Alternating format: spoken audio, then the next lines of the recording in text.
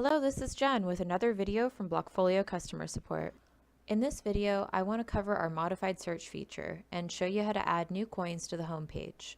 To demonstrate, I'll walk you through the main screen on Blockfolio and add two pairs of an altcoin called Quantstamp. So first, let's open the app. On the home screen, you'll see a plus sign. This is where you add new pairs to the app. Let's add QSP BTC now.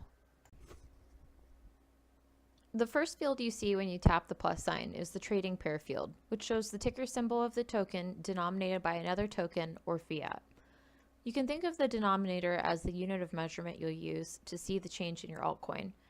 In this example, the denominator is Bitcoin, but it can also be Ethereum, US dollars, euros, and much more depending on where the pair trades. On the Add Transaction screen, you'll notice that the fields that can toggle are highlighted in blue.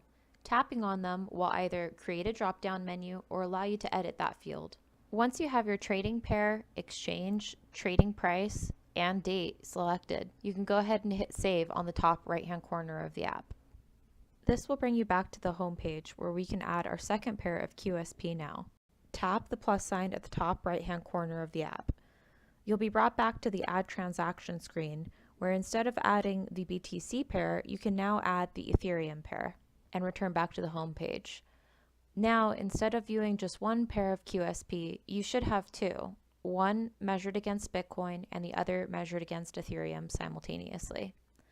I hope you've enjoyed this tutorial. You can go ahead and repeat these steps in order to add any altcoin to your portfolio.